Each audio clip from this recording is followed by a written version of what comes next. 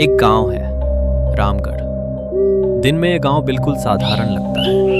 लोग खेतों में काम करते हैं, बच्चे खेलते हैं और गलियों में चहल पहल रहती है।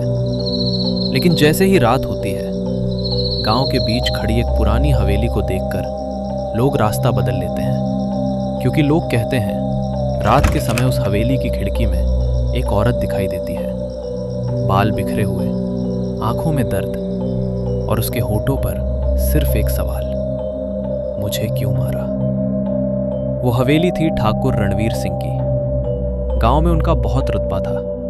लोग उनसे डरते भी थे और उनका सम्मान भी करते थे। उनके बेटे अर्जुन की शादी हुई थी एक लड़की से। उसका नाम था कविता। कविता बहुत सीधी और मेहनती लड़की थी। शादी के बाद वो पूरे मन से घर संभालने लगी, लेकिन उसकी सास दुर्गा देवी हर बात पर उसे ताने देती थी। तेरे मायके वालों ने हमारी नाक कटवा दी, इतने बड़े घर में खाली हाथ आ गई। धीरे धीरे अर्जुन भी बदलने लगा। शुरू में वो चुप रहता था, फिर वो भी अपनी माँ की बातों में आने लगा। दिन बीतते गए और कविता की जिंदगी मुश्किल होती चली गई। एक दिन गांव की औरतों ने सुना कि हवेली के अंदर से किसी के रोने की आवाज आ रही है। कुछ महीनों बाद पूरे गांव में एक बात फैल गई, हवेली की बहू गायब हो गई है। जब किसी ने पूछा तो ठाकुर रणवीर सिंह ने कहा वो अपने मायके चली गई है। लेकिन अजीब बात यह थी, किसी ने उसे जाते हुए नहीं देखा। दिन बीतते गए, महीने गुजर गए, लेकिन हवेली में कुछ अजीब होने लगा। कभी किसी के चलने की आवाज आती, कभी किसी के रोने की। पहले लोगों ने सोचा शायद हवा होगी, लेकिन एक रात अर्जुन की नींद अचानक खुली। उसे लगा जैसे कोई उसके कमरे के बाहर है। धीरे धीरे दरवाजा अपने आप खुला। अंधेरे में एक साया दिखाई दिया।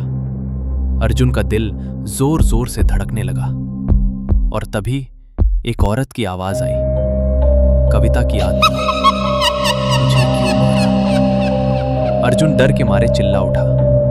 उसने देखा दरवाजे के पास कविता खड़ी थी, लेकिन उसका चेहरा पहले जैसा नहीं था।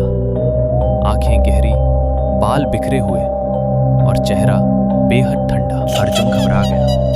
अर्जुन नहीं, ये नहीं हो सकता। अगली सुबह अर्जुन ने यह बात घर में बताई, लेकिन किसी ने विश्वास नहीं किया। दुर्गा देवी, डर के मारे सपना देखा होगा। लेकिन उसी रात हवेली में फिर वही आवाज गूंजी, इस बार पूरे घर में। धीरे धीरे घर के अंदर चीजें अपने आप हिलने लगी, दरवाजे अपने आप बंद होने लगे और हर रात वही आवाज, कविता की आत्मा, मुझे क्यों मारा। अब डर सिर्फ अर्जुन को नहीं, पूरे परिवार को लगने लगा था। एक रात ठाकुर रणवीर सिंह आंगन में बैठे थे। अचानक उन्हें लगा कि कोई उनके पीछे खड़ा है।